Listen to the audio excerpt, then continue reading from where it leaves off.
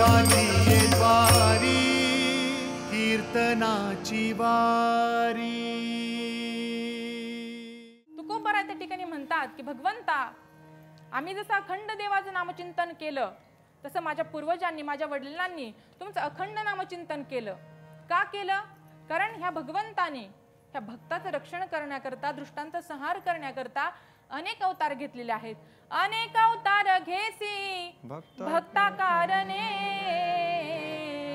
कनमाळू कृपाळू दिना लागी उद्धरणे। अनेक अवतार घेतलेले आहेत। म्हणून त्या ठिकाणी माझ्या पूर्वजांनी, माझ्या वडिलांनी त्या ठिकाणी फक्त तुमचं नामस्मरणच नाही केले, तर तुझे उपवास केले, तुझ्या दाराचं रक्षण केलं। अभंगाचं द्वितीय चरण। उपवास पारणे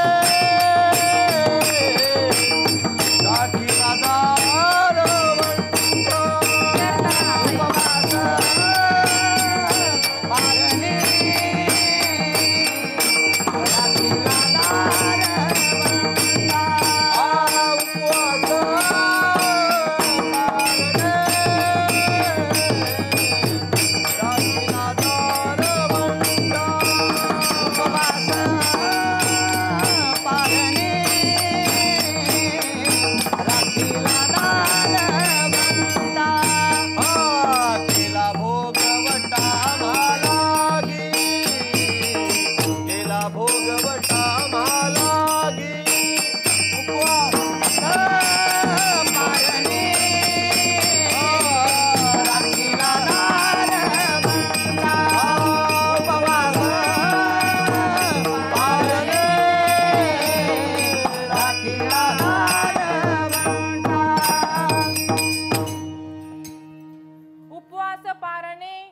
राखीला दारवंटा, केला भोगवटा आम्हा लागी।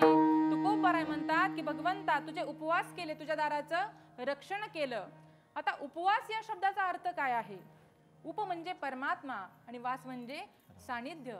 ज्या भगवंताचा आपण उपवास करतो ना, त्या भगवंताच्या अखंड सानिध्यात राहणं, त्याचं अखंड नामचिंतन करणं हा खरा उपवास। परंतु आपले उपवास कसे? एकादशी करा आणि पोटभर करा, ह्याला उपवास म्हणतात का? ह्याला उपवास म्हणत नाहीत। पण त्या ठिकाणी भगवंताचं अखंड नामचिंतन करणं हा खरा उपवास आहे। संत महात्म्यांनी देवाचं इतकं नामचिंतन केलं, इतकं नामचिंतन केलं की त्या भगवंता करता वेडे झाले।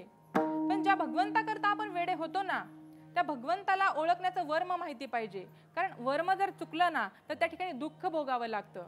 वर्म म्हणजे अशी गोष्ट आहे की वर्म नावाची गोष्ट अशी आहे की वर्म म्हणजे नेमकं काय, तर साध्य साधण्याची अचूक युक्ती। ज्या भगवान परमात्म्याकडे तुकोबरायांनी मागणं मागितलं, तो पांडुरंग परमात्मा कुठे राहतो?